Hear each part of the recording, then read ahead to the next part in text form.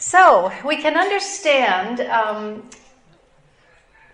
the roots of our depression at times, and I could just only briefly go over those. Sometimes I just feel I cringe because it's minimizing a very complex issue that we don't have time to spend more time on. But as you look through that list, perhaps you say, oh, I identify with that. I identify with this. Maybe not all of them. Those were all in my life that I have seen and still experience at certain times. But I've learned how to understand them and then what to do with that understanding, which involves two other things. I must give to myself kindness, in other words, embrace it, not run away from it, not hide it, not scoot it under the rug. As one shared at our table, if you scoot too much under the rug, you're going to fall over the rug. It's going to be a big pile that you need to get rid of. So how do we do that? How do we give our emotions release, the feelings that we have inside, and then finally, how do we give to our mind the truth? Now, these are very general topics that you could go on and on about. Books have been written, and hopefully you go home with some helps for yourself. But where do we go then to give our emotions release? I'm a little embarrassed to tell you this story. I was preparing for company 6 weeks ago before I left home and went upstairs to get one of the bedrooms ready that we don't usually use. And I saw there a hole in a door. And in my mind, I said, we have got to replace that door. And obviously, I'm not Swiss, because you would have replaced it by now, right? It's been there for 25 years. But it's a door that represents a deep, dark time in my son's life. When he was bullied in school, they did something very cruel to him. And instead of punching out the kids in school, he punched out the door. It was his way of dealing with anger, but it was not mine. What I did with my anger was push it down inside. And someone has said a very true statement that I have come to appreciate, and that is that depression is anger turned inward. It's pushing it down inside of me, and instead of punching out someone else, oftentimes I punch out myself. Or it turns into something else called bitterness. Bitterness is its own poison. Someone said bitterness is drinking a bottle of poison and then waiting to see if the other person dies. The person that dies is us. It is a poison inside. And the Bible is very practical about this. Very, very practical. It says, be angry. I mean, there are things in our lives that make us angry, that should make us angry. Abuse is wrong. Abandonment, where mom and dad or those significant in your life don't care, don't seem to care, is wrong. Things are wrong in our lives. And we have a natural human reaction that we cannot help. But what is wrong is when you nurse it, when you take it inside. Be angry, it says in the Bible, but do not let it spend the night with you. Which is what it's saying is do something with it. If you let it spend too many nights with you, it will come in and like gangrene, it will begin to rot on the inside of you. And of course, I saw this in my life. There were things in my life that were very hurtful, that I took in and let stay. And because of that, walls came up, but there was a sickness inside that needed to be dealt with. So the question comes is, how do we deal with this? Well, number one, you need to cultivate friends you can talk to. Now that sounds easier. That sounds easier than it really is. The word cultivate is a very good word because I think of the word cultivate and I think of spring. I think of planting those seeds in the ground. I think of a seed down underneath trying to push its way up, and it must break ground. It's dark, it's alone. But as it pushes its way to the surface, there's a discomfort that comes with breaking ground. There's an awkwardness that comes with sharing these things. I'm sure as we started to talk around the table and the questions were asked, at first there was silence. It's awkward. It's not at that table. Okay. Oh, good. But it got better as we went along, and this is often the way it is. These are things that are hard to talk about. You must push through the awkwardness in relationships, but don't back off. This is normal. You will feel insecure, but don't back off because you're afraid of what other people will think. Out there are people who feel just like you. But you've got to push through to know who they are. So what are some of the things that can help us here?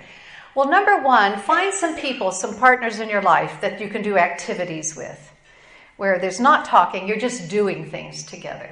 Going out and having a cup of coffee, walking, this is good accountability, by the way. You need to do your exercise. So get someone that you are committed to walk with. That will help you. Maybe take up a new hobby or new activity where you can meet new people and then suggest, let's go out for coffee afterwards, or let's meet for lunch. You say, I don't have time to do this. Well, you need to take time to get better. And it's going to mean that you're going to have to make time for this kind of thing where you, especially in the exercise, I would say the walking partners are some of the best ways to begin relationships. Then what you do is you look for listeners, not fixers in your life. You look for listeners. Oftentimes people, when you begin to share these things, they want to fix you. They've always got the right answer. But that is not what we need. We need good listeners. We need good listeners. Listeners who will care enough to just be with us. Maybe without doing anything, but just being. I have a friend named Barb. She was in a state of severe depression for 2 years. She hardly ever got out of bed. It was a beautiful day last spring. And I knew that what Barb needed more than anything was to get out of bed and to do something, to start moving. I had been listening, but we needed to take it to a new level. So I went over to her house and I sat on her bed. For 45 minutes it took me to persisting to get her to get into the car with me. We drove to Starbucks. We got a coffee. We drove down to the lake. We sat on the side of the lake and just looked at the sun, looked at the lake, and I listened. Barb said to me later, she's actually finally through this season of depression, she said to me, I will never forget that day. You loved me enough not to give up and let me stay in bed. And you just continued to listen. We need people that are good listeners, that people that don't judge us, that aren't just telling us answers. Healings of wounds need to first be lanced, opened up to the air. How many times people have said to me, you helped me so much, and all I did was listen. But in that listening, there's a vulnerability that must begin to come. I believe you need to ask questions. If you are the caring friend of someone who is depressed, you need to learn to ask questions to get them to talk. And it will take time. Don't rush this. If you are the one who is struggling, you need to be willing to share. And sometimes you say, well, how can I find such a friend that will share openly? Well, a good question to begin with is, tell me about your life. What have been some of the mountaintops of your life? What have been some of the low points of your life? Just tell me your journey. Tell me your life story. And along the way, they will tell you something, and then you have a chance to say, how did you cope with that? Ask the question. How did you cope with that? See if there is an open door for them to share some of their feelings. And then as they share, if they're going to be a good friend to you, a good listening friend, they will turn it around and say to you, well, how do you cope with these kind of things? Or tell me about your journey. And then you can begin to be open. 2 other important questions One is, how do you feel about what happened? How did you feel about it? This is my husband. He has learned to ask questions where I share on a deeper level than just the events that happened, but how did you feel? And this one in particular, when did you start to feel sad? Because sometimes it just comes over me and I can't remember what happened. Sometimes it was something someone said, something someone did. But he is a good listener, and he will take time to just say, when did it begin? Or how did you feel? That is so important. You need to have friends with whom you can be vulnerable, but it will take time to find them. Start with activities, move into questions, and then go on to being a little vulnerability. You don't throw the door open wide, you crack it a little bit. And if they take it, and if they respond, then you can open a little more and a little more. And don't try to do this all in one day. This is a process of maybe weeks, maybe months, but be persistent. FaceTime is very important. I think social media, phone, texting are helpful, but there's nothing like being face-to-face with a person, especially when you're sharing deeply. And then, of course, professional counseling is critical. And I hope that you will look for someone who is a good listener, who asks questions, all those things, someone that you feel safe with, and someone who has a good understanding, not just of the physical issues involved in wanting to medicate you. Because this is, in our culture today, people want quick fixes, just give me some medicine. You want to go deeper than that. You don't want to just be all about physical issues, and you don't want it to be all about psychological issues even if there's not someone that has a spiritual component even in their talking to you and their asking of their questions. They'll only be able to go so far. Look for a counselor that is highly recommended. Don't just get anyone. Check them out. Check them out. Because there have been many counselors who have been very misleading. And my sister was one of the ones who, in struggling with some of her issues, was hooked up with a woman who actually did great damage to her marriage because of inappropriate comments and counseling. So, number one, you need to look for friends. Cultivate these friendships. It will take time, and if you just have one or two people in your life, that's wonderful. That's wonderful. Look for that. But now the spiritual component. I think you need to learn to be honest to God. I think that most people have the wrong idea about God.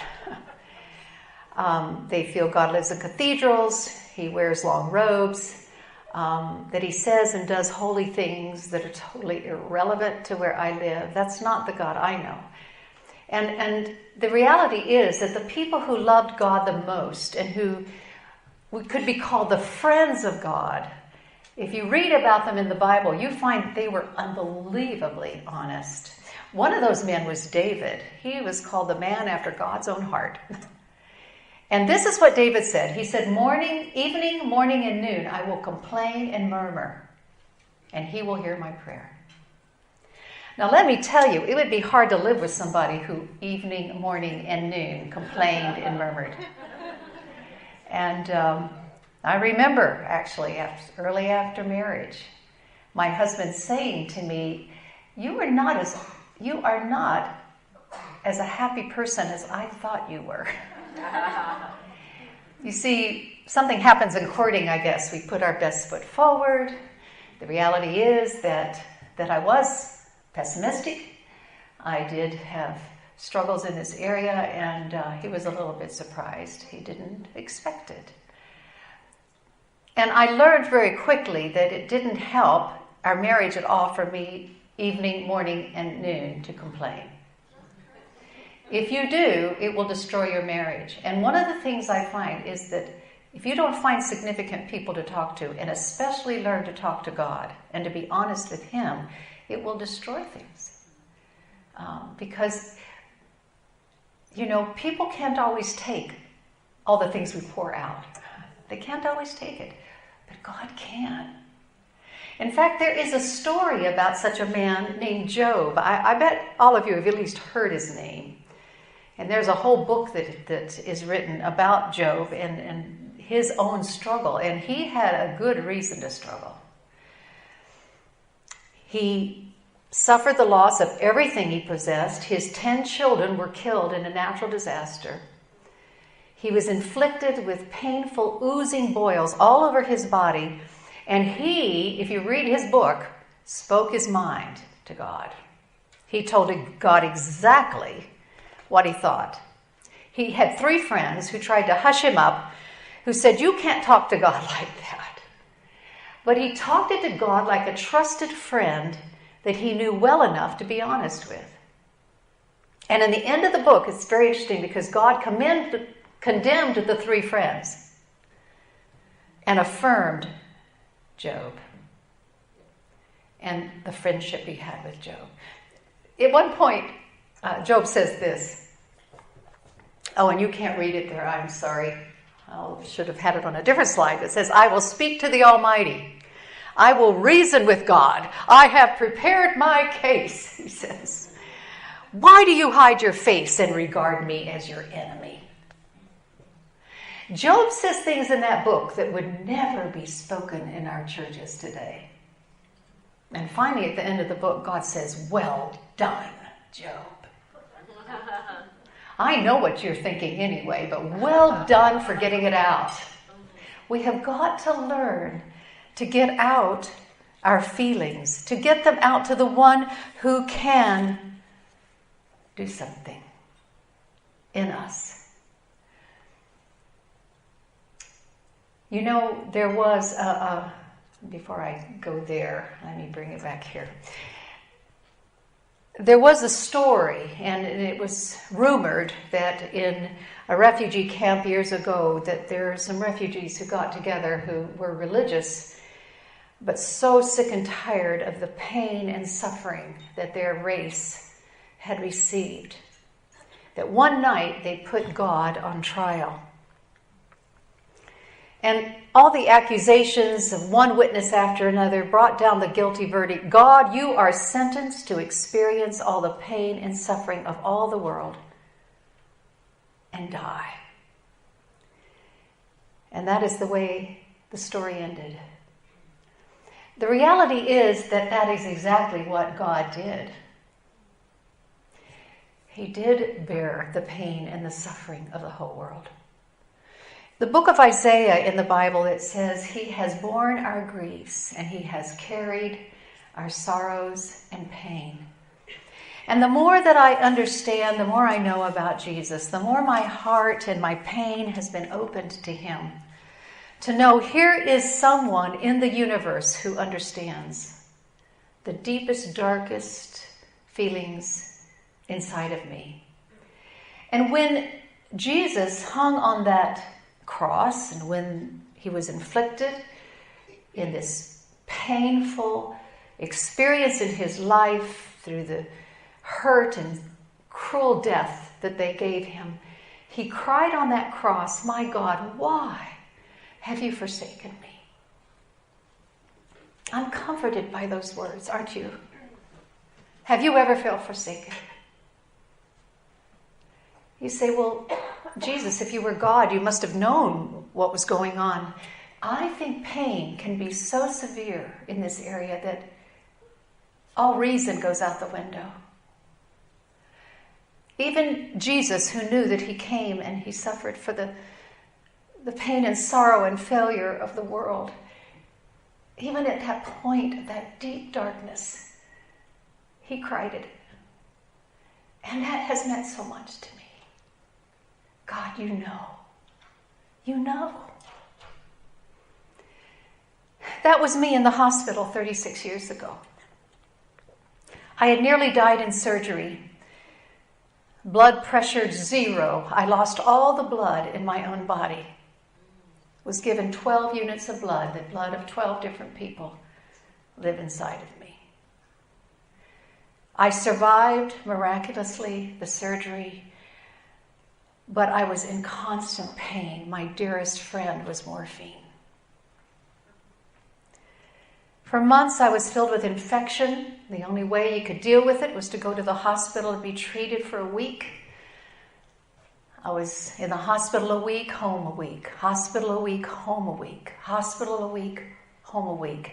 The fourth time I was in the hospital for a week, I became so bitter and angry at God. Where was He? Why didn't He answer when I cried to Him? Why didn't He answer the prayers of so many people? Why did He let me have this pain? Does He even exist? And I came to that night when I decided that God wasn't to be found anywhere, and I made the decision to become an atheist. He had abandoned me. I was going to abandon Him. And for one night, I did. But the morning came bright and beautiful, and for the first time in 2 months, I heard birds singing outside my window.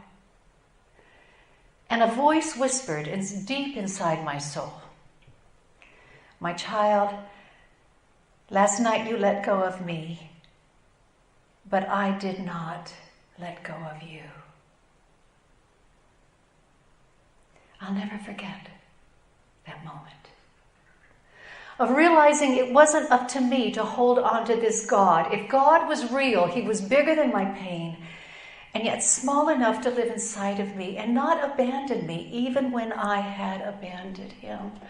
Even when I was angry at Him, He wasn't angry at me. He wasn't angry at me. I have a friend who knew a woman who had been sexually abused, who wrote this poem, and she gave it to me, and it expressed so much of what I felt during that time. And so I put the words up here for you, and you can follow along or just listen if you would like. I told God I was angry. I told God that I hurt. I told Him that it isn't fair. He's treated me like dirt. I told God I was angry, but I'm the one surprised. What I've known all along, He said, you finally realized. You finally admitted what's really in your heart. Dishonesty, not anger, was keeping us apart. In telling me the anger you genuinely feel, it loses power over you, permitting you to heal. Even when you hate me, I don't stop loving you. But to receive that love, you must confess what's true. I told God I was sorry, and He's forgiven me. The fact that I was angry has finally set me free. Some of the hardest things that we deal with in our lives make us angry, not only at the people who have hurt us, but at God Himself, who it would seem has allowed it. I do not believe that God is the reason for all the sadness in the world, not at all. But I do believe that God can be the result of sadness, in driving people to Him to have a real relationship with Him and not just a religious one. To tell God what they really feel that He already knows. To give to their emotions release into the arms and the heart of the one who really cares and really loves, no matter what happens. Give to your emotions release. Cultivate friendships that you can talk to. Yes, find counselors, but the one that is the most important, the only one that really understands, that can read your heart and your mind, is God Himself. And in that quiet place, Jesus once said, go into your closet and shut your door and talk to your Father in secret. And I have talked to Him, and I have told Him things that would shock you. And I have been mad at Him, and I have shouted at Him, and in doing so, I have found that when I've been real with God, He has been real with me and to me. Finally, give to your mind the truth. I believe that probably the biggest struggle, the worst enemy that we deal with, is our mind. It takes up 2% of our body weight, but it uses 20% of our body energy. Isn't that interesting? 2% body weight, 20% of our energy. I don't know about you, but it's always going round and round and round. It's always talking to me, and at night I cannot turn it off. If you have depression, you may also have insomnia. At least I do, because I'm always trying to work it out in my mind. And my mind has a mind of its own. It seems to always have a negative view of life and of others. Now remember, some of you don't relate to this at all because you're here because of someone else. But this is going to help you understand them. You say, why are they so pessimistic? Why don't they lighten up, like my husband said? Life can't be all that bad. But if you are in this season or this time of depression, or you're an introvert, let me tell you, remember, you live on the inside and you are always analyzing things. And often if you are depressed, this is not something to be ashamed of. It's just something to recognize that your depression will always be speaking to you. And it says things like this: I am no fun to be with. I am boring. It says, I have no friends. Nobody calls me. Nobody likes me. This is depression talking. This is not necessarily you, yourself talking. There's depression that says these things. What happened is going to ruin my life. And in your mind you go over and over, what could I have done different? What if I had? What if I had? That's typical. I can't do anything right. I am a total failure. Now that is the voice of depression. And when you hear those things talking, you've got to know what to do with your mind. You've got to know what to do. I met a woman named Alex, and she was in a mental hospital for 4 years, clinically depressed. I said, well, tell me what you learned. She said, I always ask myself, what's wrong with you? What's wrong with me were the lies I had believed. What's wrong with me were the lies I had believed. I believe that our brain has a good way of coming up with a lot of lies, and they will be attached to something someone said, something someone did, the way they looked at me. It's amazing what our brain can find that is negative to color our world black and white. That is what happens during depression. There was a very religious man in the Bible, a priest, who wrote a poem pouring out his pain to God. He cried out, "Where are you, God? Why have you forgotten me?" Now this is a religious man, remember. This is a religious man. But he keeps interrupting himself to challenge his own thinking. And I think that this is good, because you must not just listen to everything your mind says. And this man, he kept saying things like this: "Why are you depressed, oh my soul?" He's kind of like looking inside. Why are you talking like this? Why are you so upset inside of me? Hope in God. Wait for his help. Don't jump to conclusions. He questions himself. He questions himself. There was someone who was commenting on this, and this has been one of the most helpful things in my own journey that I can tell you. Nothing I can do but just read it to you. We must talk to ourselves instead of allowing ourselves to talk to us. Ever think about that? I suggest that the main trouble in this whole matter of depression is this: that we allow ourselves to talk to us instead of talking to ourselves. Do you realize that most of your unhappiness in life is due to the fact that you are listening to yourself rather than talking to yourself? Talking to yourself the truth. You have to take yourself in hand. You have to address yourself. You have to lecture yourself, question yourself, turn on yourself, and say to yourself, hope in God. been so helpful because a lot of times when I get onto this round and round and round with this negative thinking, I will take those thoughts out and look at them and say, is this true? Give me the evidence for why this is true. Give me the evidence. We must not let ourselves and our minds talk to us. We must be in charge and talk to ourselves. Talk to ourselves the truth. Jesus once says this, know the truth and the truth will set you free.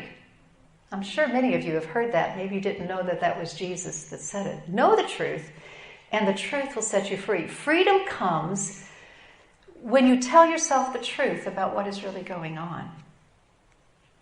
Those clouds that covered the base of Mont Blanc on that cold day we were there did not tell the truth about the mountain at all. And if I depended only on myself and my perception, my feelings would say that mountain didn't exist.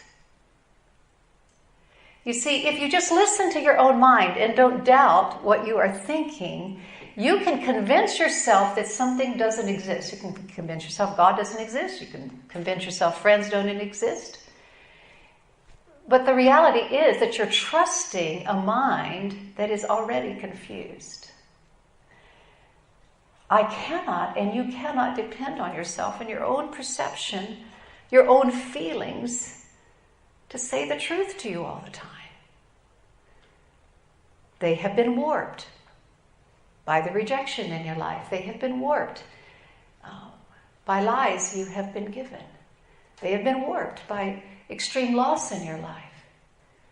And if you have the disposition of an introvert and you are a perfectionist, an idealist, and have high expectations, you are definitely warped because you think that you have to be perfect. Who said you had to be perfect? In fact, I find that women who are perfect, I'm most suspicious of. Because I say there's something in the closet. They're not human. They're not real. I look at the world out there, I see the trees, the beauty that I love isn't perfect. Real beauty is not perfect. Real beauty does not respond to life like a robot. Real beauty has variation and uniqueness, and you see, your brain can be telling you things that are not true. They are lies. They are lies. Jesus says, know the truth, and the truth shall set you free. The mountain does exist. Just ask the mountain guides, does Mont Blanc exist?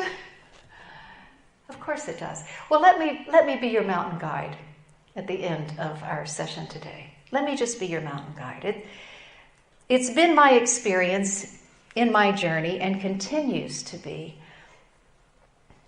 that there are some things I cling to when I am going through this time. Truths that I must grab onto. And I speak them to myself on a regular basis.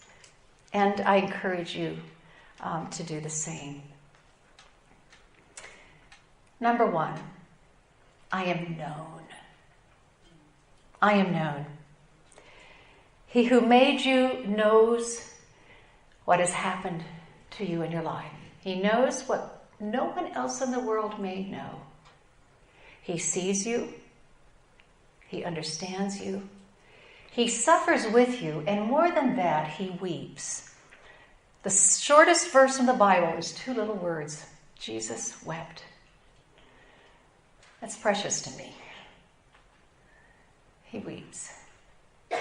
He wept with Martha and Mary at the death of their brother Lazarus, even though he was going to raise Lazarus from the dead. He just knew where these women were coming from, and he got alongside of them, and he wept with them. He weeps with you. People oftentimes, I hear people, and I've think of one woman in particular who had suffered a terrible abuse as a child. And someone asked her, Where was Jesus during that time? Think about it. Where was Jesus? And she honestly said he was there and he was crying.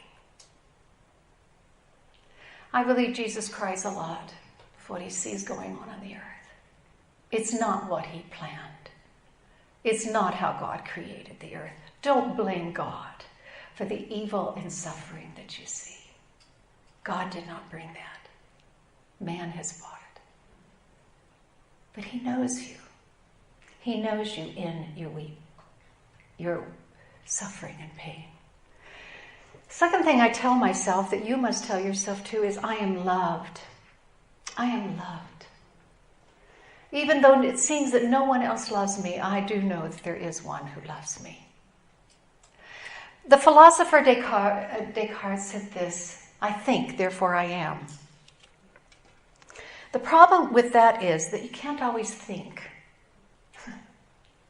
There are times I just can't think anymore. My brain is so tired of trying to think and sort it out and come to a conclusion. No, thinking is not the answer for me. Some people have gone on to say, well, I love, therefore I am. In other words, if I do just give myself away to others, then everything is going to be all right. But then you go home and you're alone. And what do you do when you don't feel loved yourself, or you don't know what love really is? Is that the answer? I love, therefore I am? I believe the answer, given by a woman who has known manic depression all her life, she says this, I am loved, therefore I am. And I would agree with her that this, to me, is the one thing I cling to. I am loved. I'm loved by one who knows me and loves me just as I am. Perhaps you know the name Karl Barth, the famous Swiss theologian who had such a profound influence on the world and in the United States. It was interesting. He came to the United States. He lectured at Harvard University. I don't know if you know, it's probably one of the most prestigious universities in the United States. And one of the students, during a question and answer time, asked Karl Barth, what is the most profound thought you've ever had in your life? And all the students have out their pencil and paper ready to write it down. And Karl Barth thought for a moment, and he said, students, the greatest thought I've ever pondered is this. Jesus loves me, this I know, for the Bible tells me so.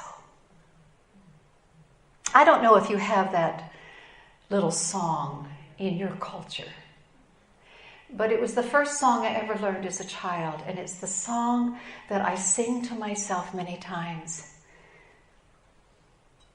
when I don't think anyone else loves me. It's profound. You are loved. Even though the mountain is fogged in and you cannot see God, I want you to know you're known. I want you to know that every one of you are loved. Isn't it wonderful? Third thing is this, I am forgiven. Last week, on Wednesday, I had a conversation with a psychiatric nurse, a nurse here in Switzerland. He's very discouraged with his profession.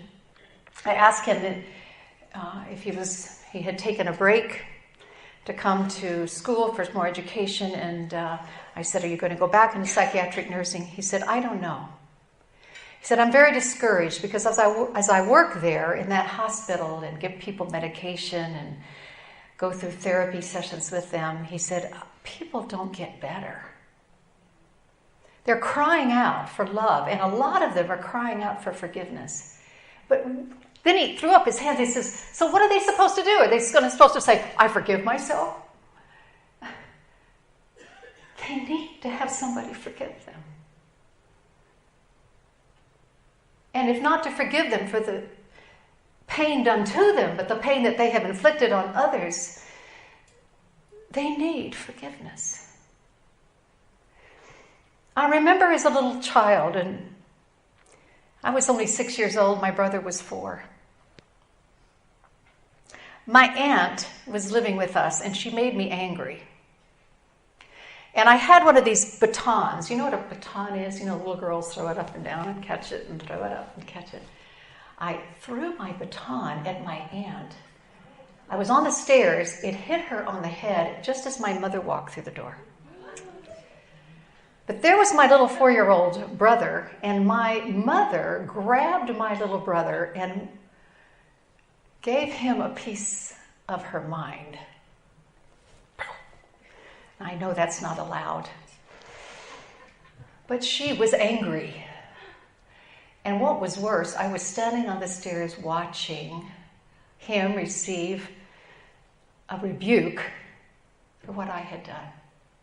Did I feel guilty? Oh, very much so. So guilty that when Mother calmed down, I said, Mom, I did it. This perfect oldest child of mine did this. And of course, in a way, I was longing for my mother to punish me. But she said, you know, your brother took the punishment.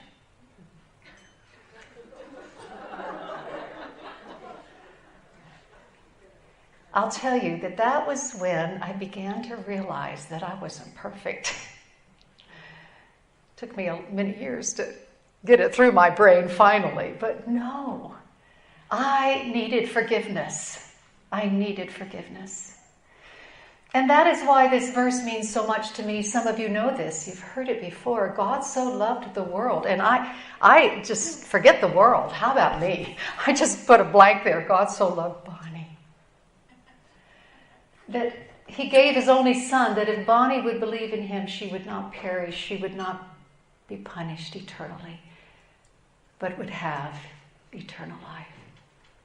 This is the greatest truth.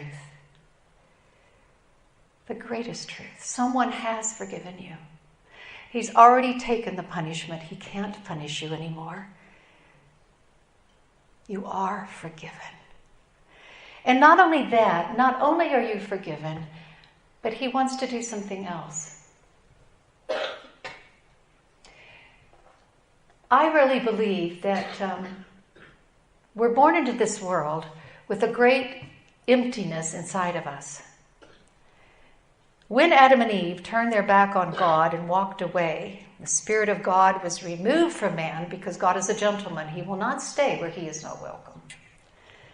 It left a gaping hole in the heart of every person born since then. It's a hole of inner sadness that we try to fill with money, with possessions, with all that money will buy. We women, we try to fill it with looking beautiful. We try to take away the inner sadness through relationships, adventure, education, sports, anything that will distract us from the hole that we feel inside. We try to medicate it. We try to drink it away. Anything to placate the pain. We run from it because there is an emptiness deep inside of us. An emptiness. But one of the most wonderful things that God does when you reach out to him, because he's already been reaching out to you, is he says, listen, I want to come in to you. I know the pain. You can punch me out if you want to. I think of my son's door. Don't punch yourself out. I've been punched well enough for you. And all the pain and suffering and all your faults and failures. I've received it. But I tell you, I'm standing at the door and I'm knocking. And if you hear that voice, that knock inside of you, you can open the door and I will come in. God not only knows us, loves us, has forgiven us, but he says, I don't want you to be alone anymore. I don't want you to be alone. And he says, if you will let me in, these are the words of Jesus, the Father will give you a helper who will be with you forever. And the people listening said, helper? Who is this? He says, I will not leave you as orphans. I will come to you. The most wonderful thing to me about opening the door of my life to God and giving my life to Him is that He Himself came in to help me, to change me from the inside, to teach to my mind the truth, to be that secret closet where I can go and pour out my emotions. He's there. I have let Him in. This is the most important, wonderful thing I could share with you. It is that spiritual component that, along with the psychological understanding of your depression, along with the physical things that you need to do, it is this spiritual component that has given me peace on the inside.